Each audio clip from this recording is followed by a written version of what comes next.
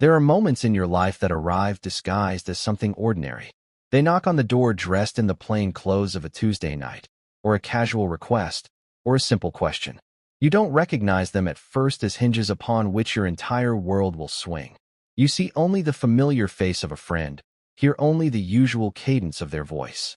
It's only later, when you are lying awake in the changed silence of a room that is no longer just yours, that you understand.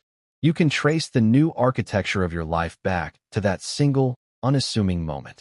For me, that moment was a text message, followed by the sound of a key in the lock, and a question that was not the one I expected. He asked if he could sleep over. A simple request, one I had heard and granted 100 times before. But that night, the question was just a key, and the door it opened was not to the guest room. He stood in the doorway of my bedroom, a silhouette framed by the faint, ambient glow of the city filtering in from the living room. Liam. He wasn't looking at me, not directly. His gaze was fixed on some indefinite point on the far wall, as if he were studying the way the shadows pooled in the corners.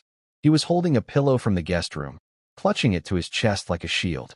The guest room where he was supposed to be. The guest room I had prepared for him, with fresh sheets and a glass of water on the nightstand. A small, pointless ritual of hospitality for the man who was more at home in my apartment than I sometimes felt. He had been standing there for what felt like an eternity, a silent statue carved from indecision. The air in the room grew thick, heavy with everything we had never said, with a decade of friendship that had always been defined by its sturdy, unbreachable walls. And now, he was standing in a doorway, the very symbol of a boundary, and his presence there felt like a question mark hanging in the dark. I was already in bed, propped up against the headboard with a book I wasn't reading. The words had been swimming on the page for the last hour, my focus entirely consumed by the sounds of him moving through the apartment. The soft click of the bathroom door, the rush of water from the tap, the creak of the floorboards in the hall. Each sound was a breadcrumb leading him away from me, toward the safe, platonic distance of the spare room. And yet, here he was. My heart, which had been a slow, steady drum all evening, began to beat a frantic, panicked rhythm against my ribs, a wild bird trapped in a cage of bone. I watched him, my own breathing hitched in my throat. I was a photographer by trade, a professional observer, and my mind instinctively began to catalog the details. The worn fabric of his gray university sweatshirt, the one I'd seen him in 1,000 times. The way his knuckles were white where he gripped the pillow, the slight tremor in his hand. He looked lost, not just tired or sad, the way he'd been for weeks, but fundamentally, existentially lost, like a ship whose anchor had been cut, now adrift on a vast, dark ocean. And I, in my bed, was the only lighthouse for 1,000 miles. The thought was both terrifying and exhilarating. For years, my love for him had been a secret garden, a place I tended to in private, walled off from the rest of our lives. It was a quiet, manageable ache, a background radiation I had learned to live with. I had watched him fall in love and fall out of it. I had been his confidant, his cheerleader, his shoulder to cry on. I had played my part so well that even I sometimes forgot it was a performance. I was the steady, reliable friend, the safe harbor. But a harbor is, by definition, a place ships are meant to leave. I was never meant to be the destination. He finally moved. He took a slow, deliberate step into the room. And another.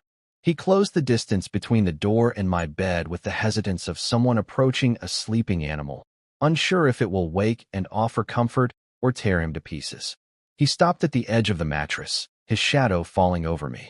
The light from the hall was now behind him, obscuring his expression completely, turning him into a dark, imposing shape. My body went rigid. Every nerve ending was on fire, screaming with a mixture of terror and a hope so fierce it was painful. This was it. The hinge moment. The air crackled. He was going to say something. He was going to shatter the fragile peace of our unspoken arrangement. He was going to ask, or explain, or apologize, and the world would tilt. But he said nothing. Instead, in the suffocating silence, he simply moved to the empty side of the bed, pulled back the duvet, and slid in. He didn't look at me. He settled onto his side, his back to me, pulling the guest room pillow into his arms and tucking it under his chin. The mattress dipped with his weight, a subtle shift that felt like a tectonic event. He was here. In my bed, the space between us was a chasm, a few inches of cotton sheet that felt as wide and as deep as the Grand Canyon. I could feel the heat radiating from his body, a phantom touch that made my skin prickle. I lay there, frozen, my book forgotten in my lap. I could hear him breathing, a slow, unsteady rhythm that didn't sound like sleep. It sounded like a man trying with all his might to hold himself together. And I, the quiet observer, the keeper of secrets, could do nothing but lie beside him in the darkness, listening to the sound of my own world breaking and rebuilding itself into something new and terrifying and beautiful. To understand the weight of that moment, the sheer, earth-shattering gravity of him choosing my bed over the guest room, you would have to understand the foundation upon which our friendship was built. Liam and I were a study in contrast from the very beginning. We met as freshmen on the university swim team, two bodies cleaving through the same chlorinated water, but on entirely different trajectories. He was a sprinter, all explosive power and raw, uncontainable energy. He moved through the water like a torpedo, a brief, brilliant flash of churning limbs and ferocious, while that left the pool deck roaring. He was sunshine and charisma, drawing people into his orbit with an effortless gravity. His laughter was loud and frequent, echoing off the tiled walls of the natatorium. He was beautiful in the way a summer storm is beautiful, all power and light and breathtaking intensity. I was the opposite. I was a distance swimmer. My domain was the long, grueling mile, the metronomic rhythm of stroke after stroke, the quiet, meditative solitude of the black line at the bottom of the pool. My strength wasn't in explosion, but in endurance. I was built to last. I was quiet, observant, more comfortable in the silent world beneath the surface than in the loud, boisterous one above it. Where Liam was a supernova, I was a distant star, steady and constant, but easily overlooked in his brilliant glare. People on the team liked me, I think. They saw me as reliable, disciplined, a little serious. But they orbited Liam.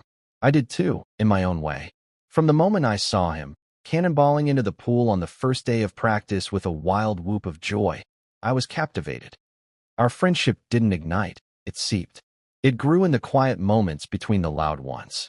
It started with him asking to see my split times, his brow furrowed in genuine curiosity about how someone could maintain such a consistent pace for so long. It grew in the library, where we became unlikely study partners. He was a computer science major, his mind a dazzling labyrinth of logic and code that I found both intimidating and fascinating.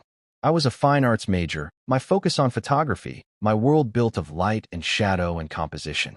He would try to explain algorithms to me, his hands sketching invisible diagrams in the air, his passion making the abstract concepts feel almost tangible. In return, I would show him my contact sheets, explaining why one frame held a story and the one next to it was just a picture.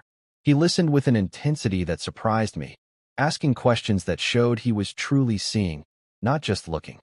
We were the odd couple, the sprinter and the distance swimmer, the coder and the artist. But beneath the surface, we found a common current. We both understood discipline. We both knew what it was to push your body to its absolute limit, to live with the constant, dull ache of fatigue. We shared a language of exhaustion and ambition. After grueling afternoon practices, we would collapse on the worn couches in the student lounge, too tired to speak, just sharing the comfortable silence. It was in those silences that our bond truly solidified. With everyone else, Liam was on. He was the charismatic team captain, the life of the party. But with me, he could be quiet. He could let the mask of the supernova fall away and just be the tired, thoughtful young man underneath. He didn't have to perform. And I, who had always felt like an observer on the sidelines of my own life, felt seen by him in a way I had never experienced. My feelings for him were a slow development, like a photograph emerging in a darkroom. At first, there was just an indistinct shape, a warmth, a fondness that felt like any other close friendship. But then, the details began to appear. I noticed the way a stray lock of his dark hair would fall across his forehead when he was concentrating. I learned the specific cadence of his footsteps in the hall. I saw the flicker of insecurity in his eyes when a race didn't go his way, a vulnerability he showed to no one else. I started taking pictures of him, not just for the school paper's coverage of the swim team, but for myself. Candid shots. Him laughing with his head thrown back. Him staring out a rain-streaked window in the library, lost in thought. Him asleep on the bus to an away meet, his face soft and unguarded in the morning light. I was documenting my own falling in love, print by print. The ache began in earnest when he started dating Sarah. She was lovely, smart, and funny, and she adored him. I knew, logically, that I should be happy for him, and a part of me was. The friend part of me, the part that had been carefully constructed and maintained, was thrilled. But the other part, the secret garden part, felt a frost settle over it. I listened to him talk about her for hours, my own heart a dull, heavy stone in my chest. I gave him advice. I helped him pick out birthday presents. I was the perfect, supportive friend. Each smile, each word of encouragement, was an act of brutal self-denial. It was a masterclass in emotional compartmentalization. I built the walls of our friendship higher and thicker, reinforcing them with every platonic gesture, every brotherly pat on the back. I had to. The alternative was to confess and risk shattering the most important relationship in my life. The risk was too great. Liam was the sun in my sky, and even if I had to orbit from a safe, cold distance, it was better than being cast out into the utter darkness. This pattern continued after college. We both ended up in the same city, our apartments only a few miles apart. He dove into the demanding world of software consulting, a job that suited his sharp mind and extroverted nature. I carved out a niche as a freelance photographer, specializing in architectural and fine art photography, a profession that allowed me to continue my lifelong habit of quiet observation. Our friendship remained the one constant in our changing adult lives. He would call me after a grueling week of travel, his voice frayed with exhaustion, and I would have a six-pack of his favorite beer waiting for him when he showed up at my door. I was the keeper of his spare key, the waterer of his plants when he was away, the first person he called with good news or bad. And there was always a girlfriend. After Sarah, there was Jessica, then Chloe, then Maya. Each one was a new chapter in his life that I was allowed to read over his shoulder, but never be a part of. I'd meet them, be charming and friendly. They always liked me. Liam talks about you all the time, they would say. He says you're his rock. I would smile, a polite, hollow expression I had perfected, and say something like, he's a good man. And inside, the secret garden would wither a little more. I was his rock, an unmoving, unfeeling landmark in his life. A foundation upon which he built his romantic houses, houses I would never be invited to live in. I had accepted this. I had made my peace with it. I had convinced myself that this was enough. Having him in my life as a friend was infinitely better than not having him at all. I had built a sturdy, lonely life around this one unshakable truth. And then came Anna. She was different. It was serious from the start. They moved in together. They adopted a dog. They talked about marriage, about a future. Liam seemed happy, truly, deeply happy in a way I hadn't seen before. And for me, the ache finally, mercifully, began to numb. It was the quiet resignation of defeat. The photograph I had been developing for a decade was finally fixed. This was the final image. Him with her. My role as the quiet observer was permanent. I settled into it, letting the last vestiges of hope drain away. It was a sad sort of peace, but it was peace nonetheless. The constant, low-grade anxiety that had hummed beneath the surface of my life for years began to fade. The walls of our friendship felt permanent and secure. I was safe in my role. He was safe in his. The story was written. The phone call that tore it all down came on a rainy Tuesday in October. I was in my darkroom, the red light casting an eerie glow over the chemical trays. I was working on a series of photos of old, abandoned doorways, fascinated by their silent stories of passage and closure. My phone buzzed on the shelf, and I almost ignored it. But I saw his name on the screen. I answered, my voice casual. Hey, what's up? Silence. Then, a sound that I had never heard from him before. A choked, ragged sob. My blood ran cold. Liam? What is it? What's wrong? His voice, when it came, was a broken whisper. She's gone, Ethan. Anna's gone. She left. The shift wasn't a gradual erosion. It was a seismic event. A fault line that had been dormant for years suddenly ruptured, and the entire landscape of our friendship was irrevocably altered. When I arrived at his apartment that night, the place he had shared with Anna, it was like walking into the aftermath of a silent explosion. Boxes were half-packed. Objects were strewn about with a strange, aimless energy. It didn't look like a fight had happened. It looked like a life had been hastily and surgically removed. Liam was sitting on the floor in the middle of the living room, surrounded by the ghosts of his relationship. He was staring at a single photograph in a silver frame. One of him and Anna, smiling on a beach, the picture of idyllic happiness. He looked smaller than I had ever seen him, his usual vibrant energy completely extinguished, leaving behind a hollow, fragile shell. My heart broke for him. It was a pure, uncomplicated grief I felt in that moment, the friend in me taking complete control. The secret garden of my own feelings was a distant, irrelevant concern. My friend was hurting, and I was there to help. I sat on the floor with him, not saying a word, and just put my hand on his shoulder. He flinched at first, then leaned into the touch, and the dam broke. He wept. He wept with the raw, unvarnished agony of a man whose future had just been stolen from him. He talked for hours, the words pouring out of him in a torrent of confusion and pain. He dissected every conversation, every silence, every missed sign, searching for the moment it had all gone wrong. I just listened, offering quiet murmurs of support, my hand never leaving his shoulder. I was his rock. It was the role I was born to play. In the weeks that followed, my apartment became his sanctuary. He couldn't stand to be in his own place, so full of memories it was suffocating. So he would come to mine. At first, it was just for dinner, a few hours of distraction watching a movie, or just talking. He was a ghost at the feast, his laughter hollow, his eyes vacant. I watched him move through the familiar spaces of my home with a new, unsettling listlessness. He was like a man relearning how to walk, his movements tentative and uncertain. I did my best to be a solid presence, a fixed point in his chaotic new reality. I cooked for him. I made sure he was eating. I dragged him out for runs, forcing his body to move when his mind was stuck in a loop of grief. The change was subtle at first. It was in the way he started seeking proximity. We'd be on the couch watching a movie, and he would be sitting closer than usual, our shoulders brushing. I'd tell myself it was nothing, just the unconscious seeking of warmth and comfort. Then, he started falling asleep on the couch. I'd find him there in the morning, curled up under the throw blanket I'd put over him, his face etched with a tension that sleep hadn't eased. I would make my coffee in the quiet of the morning, watching the slow rise and fall of his chest, my heart a tangled knot of sympathy and a feeling I refused to name. It felt too predatory, too opportunistic to call it hope. It was just a low hum of awareness, a reawakening of the dormant part of myself I thought had been put to rest.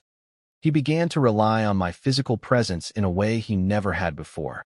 A hand on his arm to get his attention, a brief, firm squeeze of his shoulder as I passed behind him. These were small, insignificant gestures, the kind of casual touch that had always been part of our friendship. But now, they felt different. They felt charged. Or maybe I was just charging them with my own desperate meaning. I became a frantic interpreter of a silent language, analyzing every glance, every touch, every shared silence. Was this just the shape of his grief? Was I just a convenient, warm body, a substitute for the comfort he had lost? The thought was a cold spike of fear. To be used like that, to have my deepest, most secret feelings unknowingly exploited as a temporary balm for his heterosexual heartbreak, would be a unique and exquisite form of torture. So I held myself in check. I doubled down on my role as the supportive friend. I kept a careful, measured distance, even as he seemed determined to close it. I was a cartographer, meticulously mapping the new boundaries of our relationship, terrified of making a wrong turn. The line between friend and something else was a razor's edge, and I was walking it on a high wire of anxiety. He seemed completely oblivious to my internal turmoil. His own pain was an all-consuming fog, and he was just feeling his way through it, reaching out for anything solid to hold on to. And I was solid. I was his rock. That was my purpose.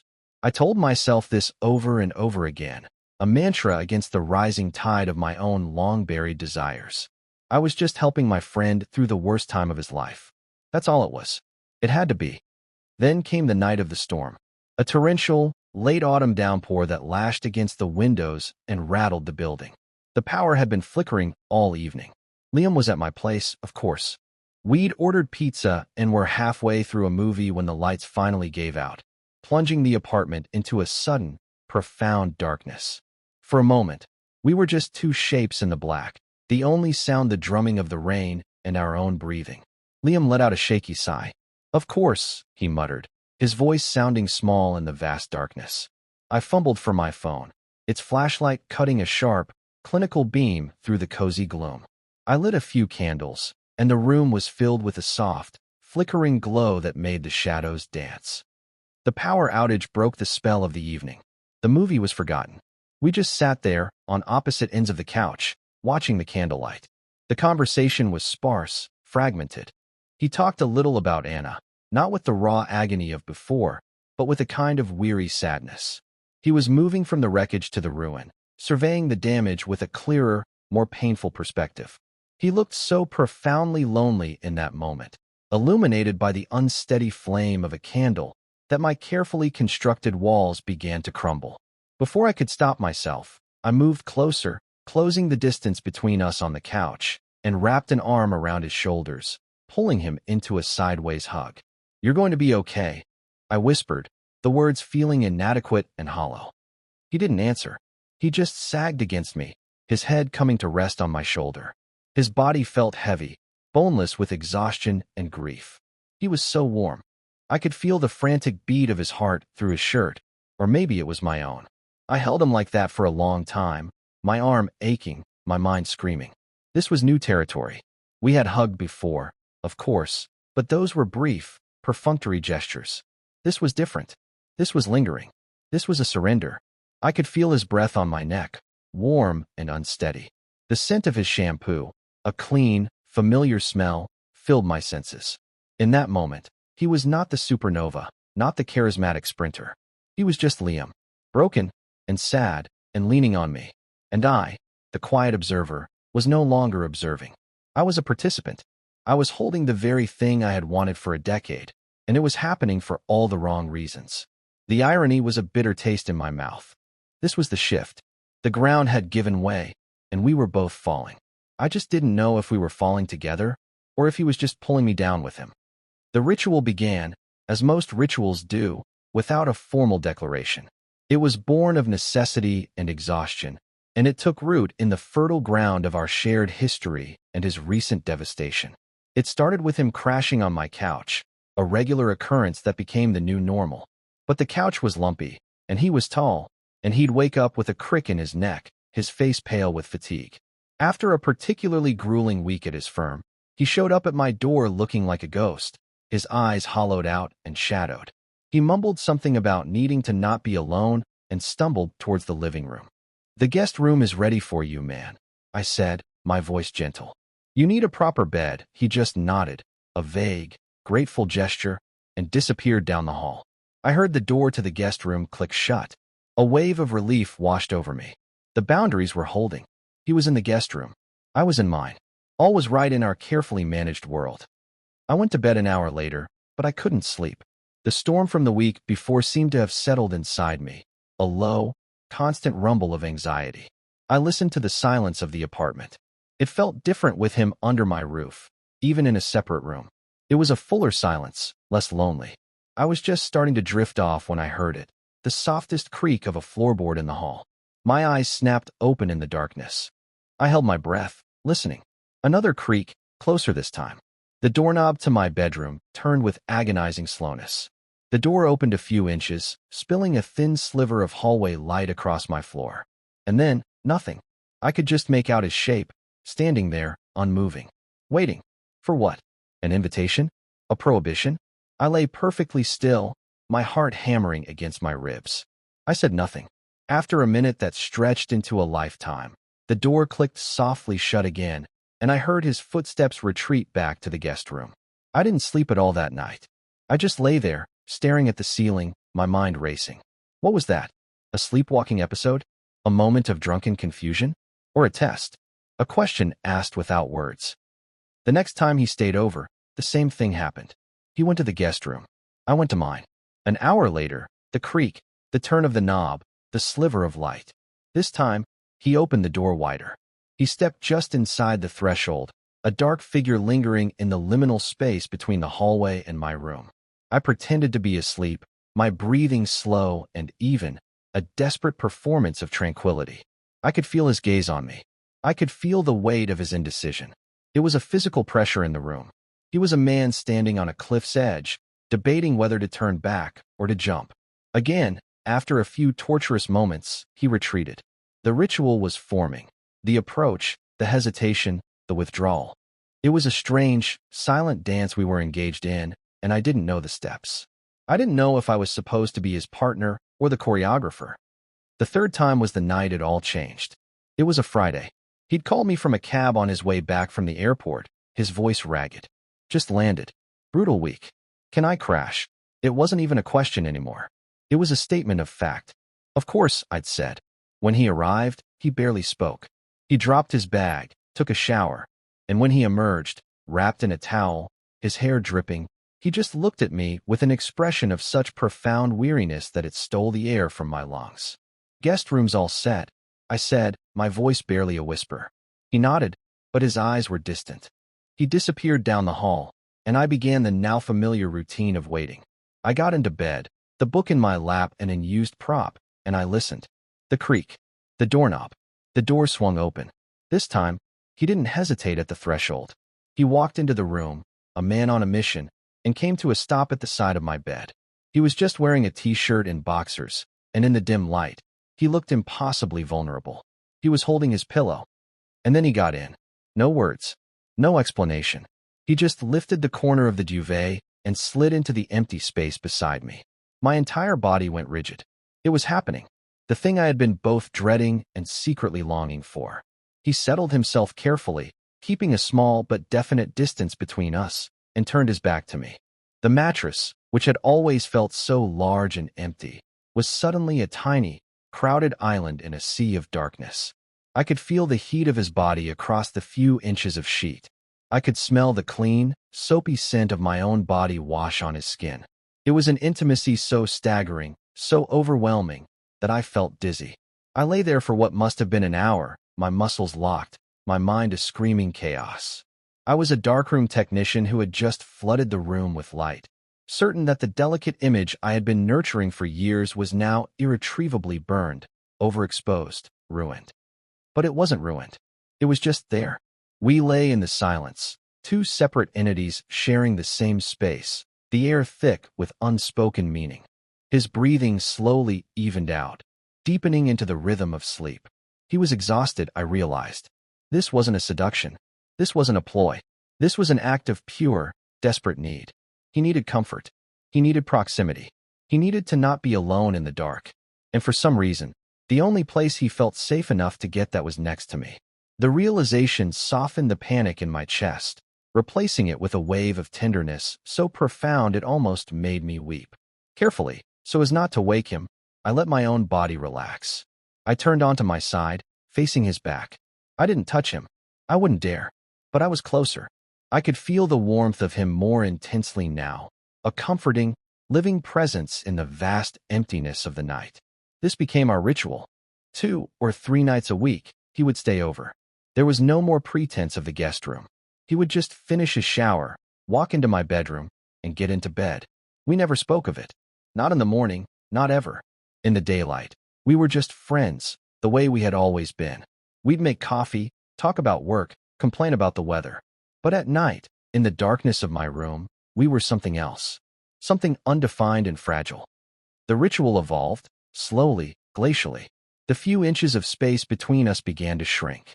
One night, I woke to find his hand resting on my hip. I froze, my heart leaping into my throat. But his breathing was deep and even. He was asleep. It was an unconscious gesture, a simple seeking of contact in the night. I lay there for an eternity, not daring to move, the weight of his hand a brand on my skin. Another night, I woke up to find his leg tangled with mine, the rough texture of his pajama pants against my bare skin.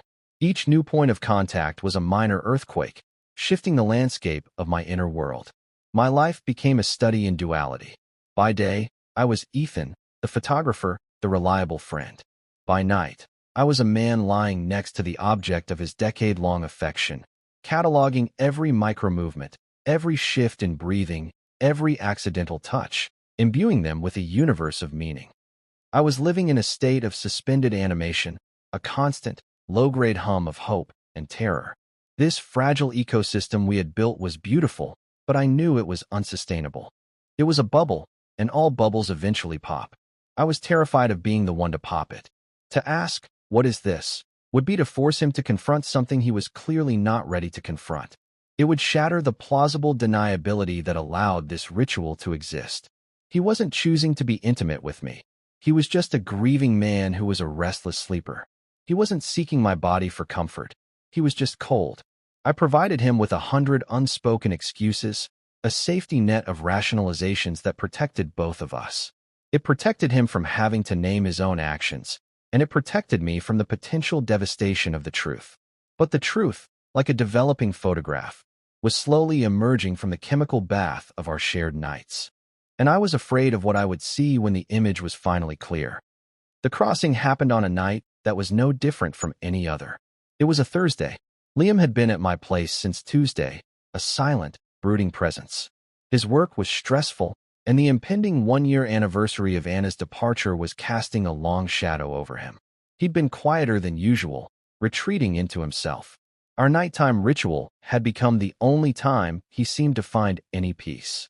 The unspoken comfort of our shared bed was a balm for him, and a sweet, agonizing torture for me. That night, when he slid into bed, something was different. Instead of immediately turning his back to me, he hesitated. He lay on his back for a moment, staring up at the ceiling. I was on my side, facing him, my head propped on my hand, pretending to be half asleep. "Ethan," he said, his voice a low murmur in the darkness. It was the first time he had ever spoken to me after getting into bed. The sound of my name in the charged silence of the room was like a stone dropped into a still pond, the ripples spreading out to touch every corner of my awareness. "Yeah," I answered, my own voice thick with a sleep I was not feeling. He was quiet for a long time. I could see the faint outline of his profile against the city glow from the window. His jaw was tight. He was wrestling with something, and I could feel the struggle radiating from him. I waited, my entire being focused on that space between us, on the words that were gathering in his throat. I felt like I was standing on a train platform, hearing the whistle of the locomotive in the distance. The train was coming, and I didn't know if it was going to pick me up or run me over. "Can I ask you something stupid?" he finally whispered.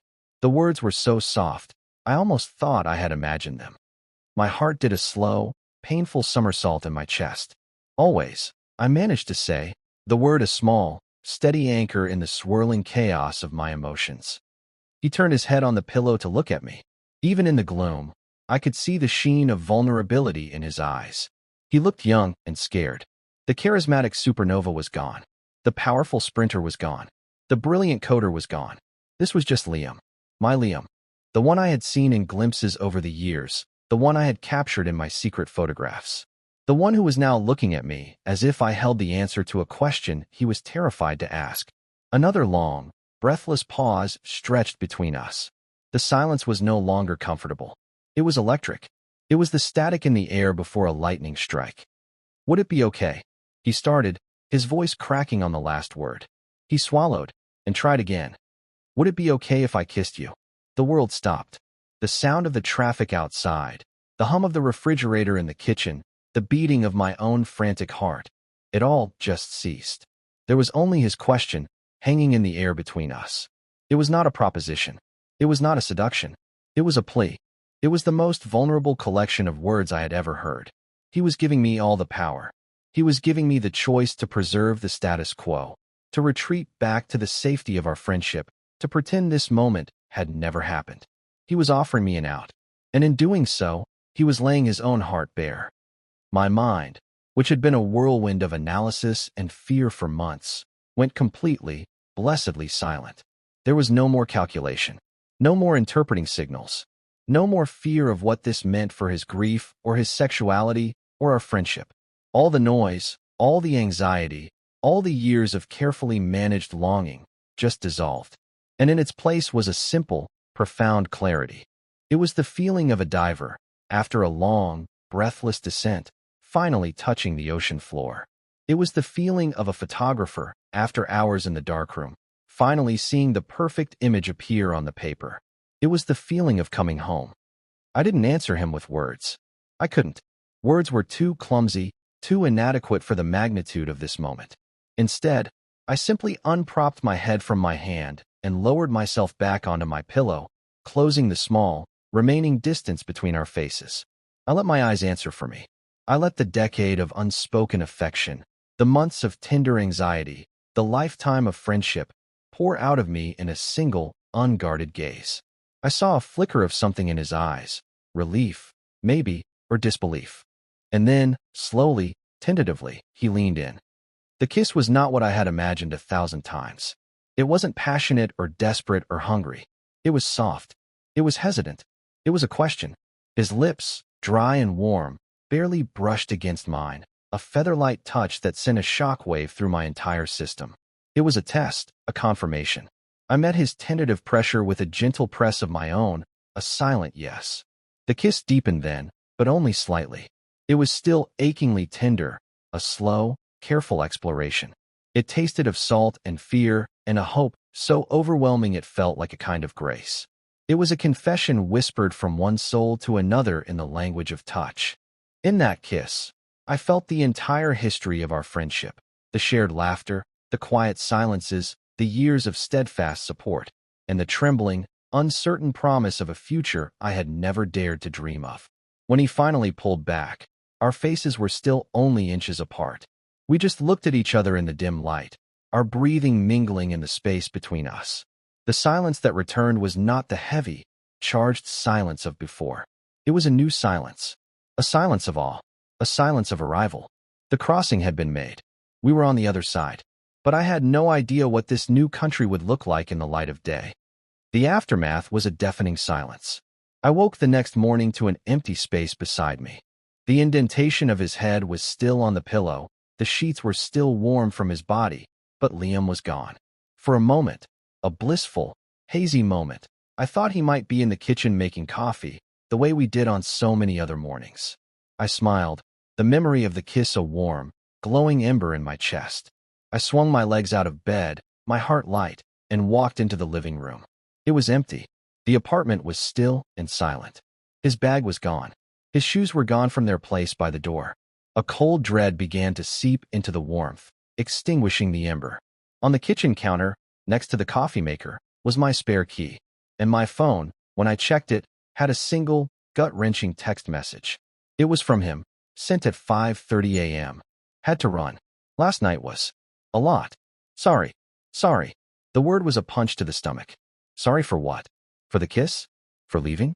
For everything? The ambiguity was a special kind of cruelty. The beautiful, fragile world we had built in the darkness of my bedroom shattered under the harsh, unforgiving light of morning. The hope that had bloomed so fiercely in my chest overnight withered and died, leaving behind the bitter ash of humiliation. I had been a fool, a complete and utter fool. I had misinterpreted everything. The nightly ritual, the growing closeness, the kiss. It wasn't the beginning of something new. It was the confused, desperate act of a grieving man, and I was nothing more than a convenient, warm body, a port in a storm. And now that the storm in his head had momentarily passed, he had set sail, leaving me wrecked on the shore. The pain was unlike anything I had ever felt. It was worse than the years of silent longing, worse than the ache of watching him with other women. This was the pain of being given a glimpse of heaven, only to have the door slammed shut in your face. The days that followed were agonizing. He went completely dark. My texts went unanswered. My calls went straight to voicemail. The silence from him was a physical presence, a heavy, suffocating blanket I couldn't escape. I walked through my apartment, and every room was a monument to my own stupidity. The couch where he had leaned on my shoulder. The hallway where he had hesitated outside my door. The bed, my bed, which now felt vast and cold and mocking. I couldn't sleep in it. I spent a week on the couch, wrapped in the same throw blanket I had once used to cover him, feeling like a ghost in my own home. I tried to work, to lose myself in the familiar comfort of my darkroom, but the images wouldn't come. The magic was gone. All I could see in the developing trays was his face, his eyes in the moment before he kissed me, filled with a vulnerability I had mistaken for love. My hurt curdled into a slow-burning anger. An anger at him, for his cowardice, for his carelessness with my heart. but mostly an anger at myself for being so naive, for allowing myself to hope, for breaking my own cardinal rule, never risk the friendship. I had let him dismantle the walls I had so carefully built, and now I was left standing in the rubble, exposed and shivering. After 10 days of this torturous silence, something inside me snapped. I couldn't live in this limbo anymore. I needed an answer, even if it was the one I dreaded most. I needed him to look me in the eye and tell me it was a mistake. I needed the finality of a clean break, not the slow, festering wound of being ghosted by my own best friend. I drove to his apartment, my hands gripping the steering wheel so tightly my knuckles were white. I didn't have a plan. I just knew that the silence had to end. I used the key he had given me years ago, the one I hadn't used since he and Anna had been together, and let myself in. He was there, sitting on his couch in the dark, the TV on but muted, casting a flickering blue light over his face. He looked terrible. He was unshaven, his eyes were red-rimmed, and the apartment was a mess. He looked up when I walked in, and his expression was a complicated mess of shock, guilt, and a sliver of what looked like relief. "Ethan," he breathed, his voice hoarse. I didn't want to fight. I didn't have the energy for anger. I just had a vast, hollow emptiness inside me that needed to be filled with the truth. I stood in the middle of his living room, my jacket still on, and looked at him. "You can't do this, Liam," I said, my voice surprisingly steady. "You can't just disappear. Not after that." He flinched, looking away. "I know. I'm sorry. Stop saying that," I said, a bit more sharply than I intended. "I don't want you to be sorry. I want you to be honest. What was that? What was any of it? The last 2 months, you in my bed every night, the kiss. What was it? Was I just a placeholder? A substitute until you felt better? Because if that's all it was, you need to tell me. You owe me that. If it was a mistake, just say it. I can take it. I'm a big boy. But this silence, it's killing me." My words hung in the air between us, raw and exposed. I had laid all my cards on the table. I had stripped away all the pretense, all the protective layers, and shown him the bleeding, wounded thing in my chest. He stared at me, his eyes wide, and I saw something break in his face. He buried his face in his hands, his shoulders shaking. A dry, rag sob escaped him. "It wasn't a mistake," he whispered into his palms, his voice muffled. "That's what scares me." He looked up, his eyes swimming with tears. "I don't know what's happening to me, Ethan," he said, his voice cracking. "After Anna left, my whole world just fell apart. Everything I thought I knew, everything I thought I wanted, it just vanished. And you were the only thing that was real. The only thing that made sense." He took a shaky breath. "Coming to your place, it was like coming home. It was the only place I felt safe. The only place I could breathe." He stood up and started pacing, running his hands through his messy hair. "And those nights, lying next to you. At first, I just told myself I was lonely, that I just needed a warm body. It was easier than thinking about what it really was." He stopped and looked at me, his expression one of profound, agonizing confusion. "But it wasn't just any warm body, was it? It was you." And I started to realize that the peace I felt, it wasn't just about not being alone. It was about being with you. Lying there, hearing you breathe. It was the only time my own head would go quiet. "The night I kissed you," he continued, his voice dropping to a whisper, "I hadn't planned it. I just looked at you, and all I could think was that I had spent 10 years loving you as my best friend. And what if I had been loving you wrong this whole time? What if the solid ground I thought I was on was never really solid at all? And the thought terrified me. Because I'm not, this isn't who I am." He gestured vaguely, as if to encompass his entire identity. "And I couldn't lose you. Our friendship is the most important thing in my life." I panicked. I ran. Because it was easier to run than to face the fact that kissing you felt more right than anything has in a very, very long time. His confession, so raw and honest and broken, washed over me, extinguishing the last embers of my anger and leaving behind a vast, aching tenderness. He wasn't a coward. He was just lost. He was a man whose entire map of the world had been rendered useless, and he was terrified of the new, uncharted territory he found himself in. He hadn't been using me. He had been finding me, and it had scared him to death. I closed the distance between us, my movements slow, as if approaching a frightened animal. I stopped in front of him and gently took his face in my hands, my thumbs stroking his tear-streaked cheeks. "Hey," I said softly. "Look at me." He met my gaze, his own eyes filled with a desperate plea. "You don't have to have it all figured out right now," I told him. "You don't have to put a label on it. We don't have to define it. All you have to do is not run away. Can you do that? Can you just stay?" He stared at me for a long moment, and then a single, slow nod. A wave of relief so profound it almost buckled my knees washed through me. He leaned forward and rested his forehead against mine, his eyes closing. "I'm so sorry, Ethan," he whispered. "I'm so scared." "I know," I whispered back, my own voice thick with emotion. "Me too. But we can be scared together." And in the flickering blue light of his silent television, surrounded by the mess of his life, we just stood there, holding on to each other, two lost souls who had finally, terrifyingly, found their way home. The resolution wasn't a sudden, cinematic swell of music and a passionate embrace. It was quieter than that. It was the slow, deliberate process of rebuilding on a new foundation, one made of honesty instead of assumptions. After that night at his apartment, the dam of unspoken things broke, and we talked. For hours. We sat on his messy floor until the sun came up, drinking stale coffee and untangling the knotted threads of the last few months and the last 10 years. He talked about his confusion, his fear of what these new feelings meant for his identity, an identity he had never before questioned. He admitted that his relationship with Anna had been failing for a long time before she left, that he had been trying to force a puzzle piece into a space it didn't fit because he thought it was the picture he was supposed to be making. And I talked too. For the first time, I let him into my secret garden. I told him about the years of quiet longing, about the ache of watching him with other people, about the careful walls I had built to protect our friendship and my own heart. I confessed my terror during our nighttime rituals, my constant, frantic analysis of his every move, my fear that I was just a convenience. Admitting it all felt like lancing a wound I had carried for a decade. It was painful, but it was a clean, healing pain. He listened, his expression shifting from surprise to a deep, profound sadness. "I never knew," he kept saying, his voice full of regret. "I was so wrapped up in my own world, I never saw it. You weren't supposed to," I told him. "I never wanted you to. We didn't solve everything in one night. We didn't suddenly have a name for what we were. But we had a starting point, truth. We agreed to move forward without expectation, to take it one day at a time. The only rule was no more running. No more silence." The next time he stayed over at my place, a few days later, there was no pretext. There was no hesitation.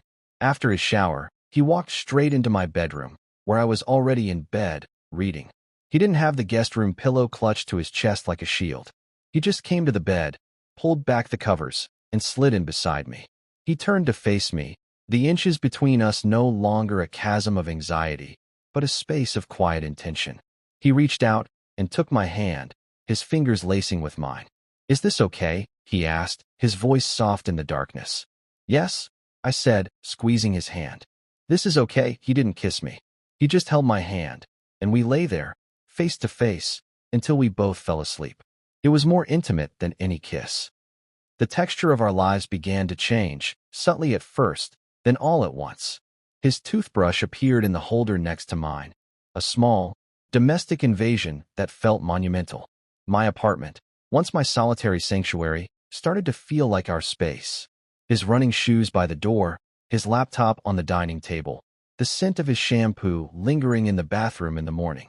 These were the small, mundane details that began to weave our lives together. The fear didn't vanish overnight. There were still moments of uncertainty, flickers of his old panic. But now we talked about it. He would voice his anxieties, and I would listen, and I would tell him mine. We were learning a new language together, a language of vulnerability. One Saturday afternoon, I was in my studio, sorting through old prints. He came in and quietly watched me work. I was looking at one of the secret photos I had taken of him years ago, in college. Him, asleep on the team bus, his face so young and unguarded. He came up behind me and looked at it over my shoulder. "I remember that day," he said softly. "I was so tired. I felt like I could have slept for a week." He paused, then added, "You always saw me, didn't you?" Even when I didn't see myself, he wrapped his arms around my waist from behind, resting his chin on my shoulder, his gaze fixed on the picture of his younger self. "I think," he said, his voice a low rumble against my back. "I've been on my way here, to you, for a very long time. I just took the scenic route." We began to heal, not just from the wounds of the past few months, but from the older, deeper aches of loneliness and misunderstanding. We found our rhythm in the quiet moments, making coffee together in the morning, reading side by side on the couch, his leg thrown casually over mine, the easy, comfortable silence of two people who no longer need words to understand each other. The grand, terrifying questions about identity and future and what this all meant began to seem less important than the simple, tangible reality of his hand in mine. We were no longer defined by the spaces we kept between us, by the guest room door left unopened, or the careful distance on a couch. We had dismantled the architecture of our old friendship, with its rigid walls and separate rooms. And in the beautiful, honest, open space we had cleared, we were slowly, carefully, building a home. A place where the door was always open, not out of indecision, but as a quiet, constant invitation.